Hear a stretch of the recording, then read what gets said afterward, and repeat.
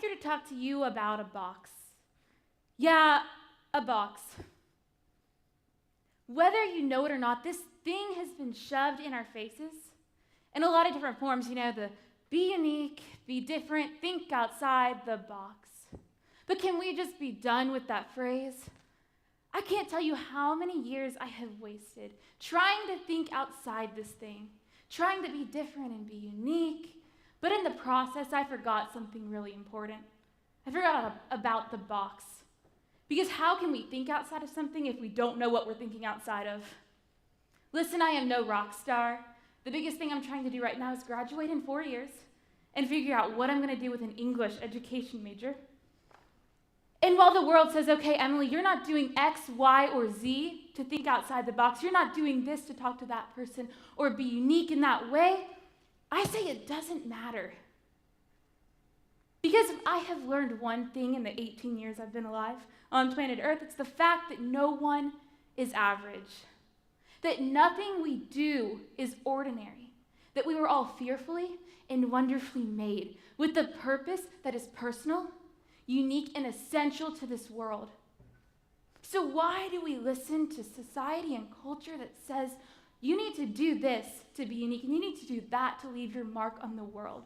Because just the fact that we are here today makes us unique, makes us special.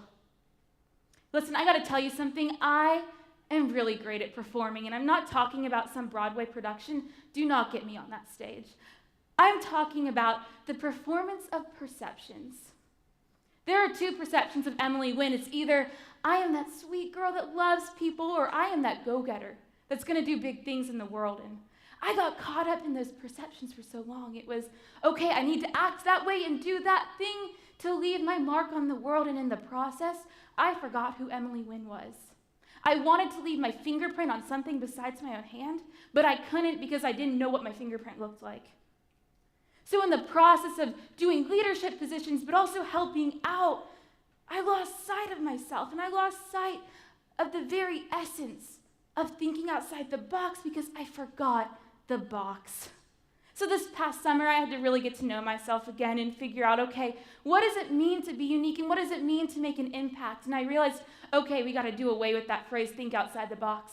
And I began to ask myself, okay, I want to make an impact, so what do I do? And I had to ask myself, okay, what's inside my box? What do I have to offer to the world? And I want to ask you the same thing. What's inside your box? Listen, nothing's right, wrong, or needing to be ignored. The fact that you are fearfully and wonderfully made means your purpose is there. So what's in your box? So as I asked myself that, I had to redefine, okay, what is a box? And it creates structure while at the same time creating something for the unknown, just like our lives. When we know who we are, when we know what the box is, we can unleash something. We can open ourselves up to unleash the infinite potential we all have. I like to think of the box as the natural tendencies of human beings in all shapes and forms. You can be a flat box that has no impact on the world whatsoever. You can be a partially folded box that kind of has an idea of who they are, but really, they can so easily revert back to that flat box. You can be a closed box that, has the potential, knows they have the potential, but when you get to the end of the day, they're not sharing that. They're not unleashing what they have. Or you can be open. An open box that functions like that, knows who they are, and does something about that. So I think in order to get a great grasp of this, we need to break it down a little bit. So here's a box broken down. I'll give you a little hint. It's not a box. It's a flat piece of cardboard. Gravity is holding this thing in place. There's no impact. It's not a box. It has the blueprints to become a box. It has the potential, but it's not there. It's a flat piece of cardboard. I was thinking of, okay, when have I acted like the flat piece of cardboard? And it was in middle school. I struggled with the mean girls for a while, and they said, okay, Emily, you're not pretty. And so I thought, okay, I am ugly. They said, oh, Emily, you can't sit with us at lunch. We don't want to be your friend. And I thought, okay, I have no friends.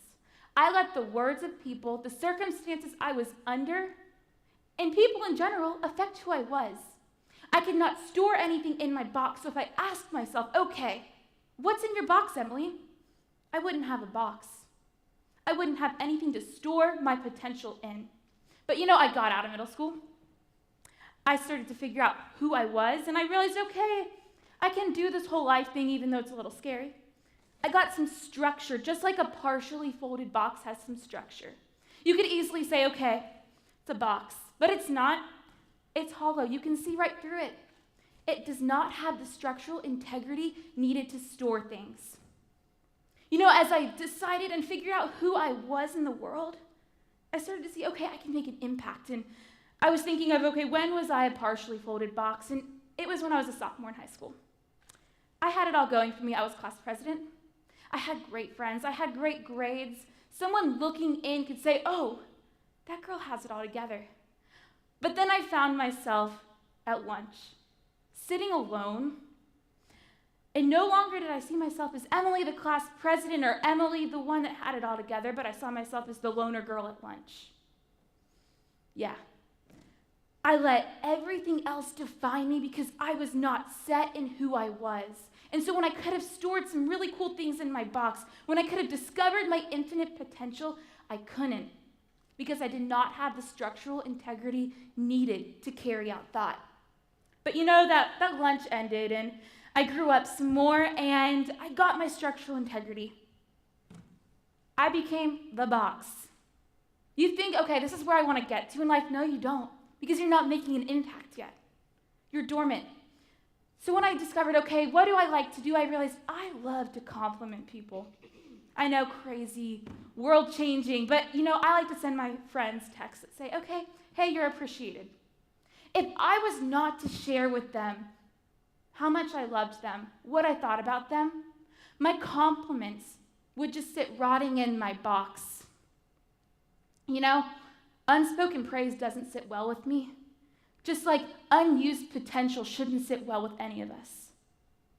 That's just my gift, encouraging. But you have a gift. Maybe you could cure diabetes. Maybe you could write the next bestseller. But if you function like a closed box, you're not going to be able to. It's going to sit dormant. It's unused potential, and we were not made for that. We were made for more.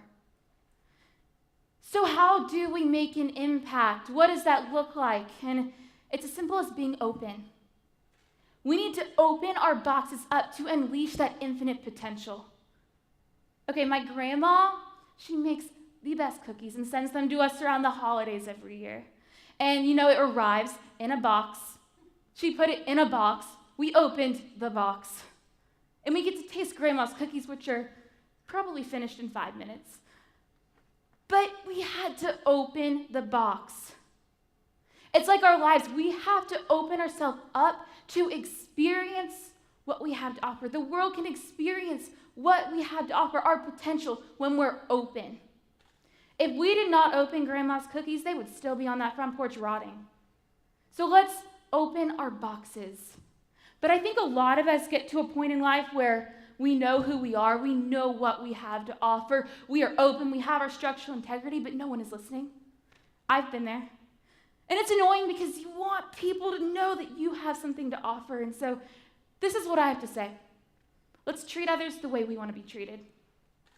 Everyone has that infinite potential. It's not just you, it's not just me, we all have it. So let's start unpacking other people's boxes, because when we do that, I can guarantee you there will be a movement of unpacked boxes. And we will have new doctors, new presidents. The world will be a different place if we can start unpacking people's boxes. Your box will be unpacked. So I want to ask you a question. Does this box have more of an impact than you do? Because sometimes I look at this and wonder, okay, does that $3 cardboard box have more of an impact than I do? Because sometimes I feel like that. But then I realize it's not some revelation of who we're meant to be and what we're supposed to do, but it's a transformation into who we were meant to become. Because we were fearfully and wonderfully made for a big purpose. So I think we need to intentionally build up our boxes, get our structural integrity, so at that point we can store stuff in our box, and then we can open it up to unleash the infinite potential we all have. So I want to ask you a question. Does this box, again, have more of an impact than you do? Seriously, think about what's inside your box. Then realize that you need to open it up to unleash that infinite potential. Once you know what's in your box, the world's yours. Thank you.